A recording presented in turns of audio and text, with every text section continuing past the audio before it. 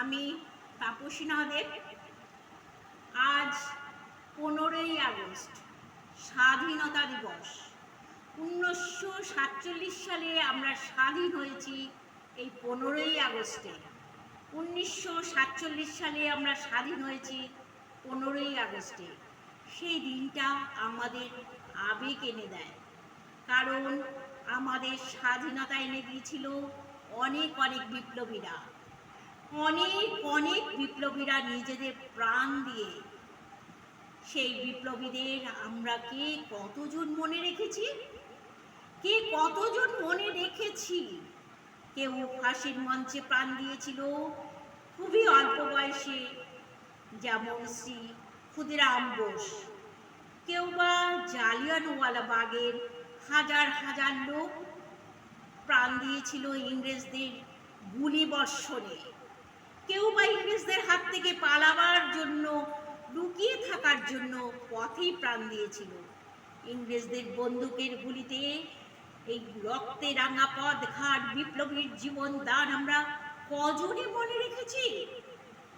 স্বাধীনতা মানে স্বাধীনভাবে চলা, কিন্তু নাগরিকত্বের শৃঙ্খলতা নিয়ম কানুন বজায় রেখে স্বাধীনতা ভাব প্রকাশ করা।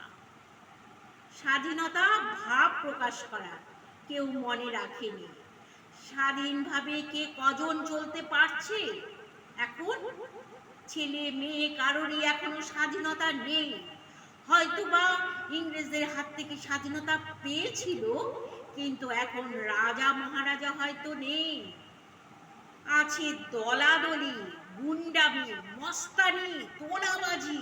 এদের হাত থেকে ছাড় নেই। তাহলে স্বাধীনতাটা কিসের? কিসের স্বাধীনতা? একটা বাড়ি বানাতে গেলে তোলাবাজিদের গুচ্ছ গুচ্ছ টাকা দিয়ে নিজের জায়গায় নিজের বাড়ি বানাতে হবে। পূজা পার্বণ হলে ছোট ছোট গুড়ি গুড়ি ব্যাঙের ছাতার মতন কত দলের দলীয় ক্লাব গড়ে উঠেছে। তাদের জুলুম সহ্য করতে হবে, তাদেরকে তাদের ধার্য অনুযায়ী মূল্য দিতে হবে। এ কিসের স্বাধীনতা ভাই?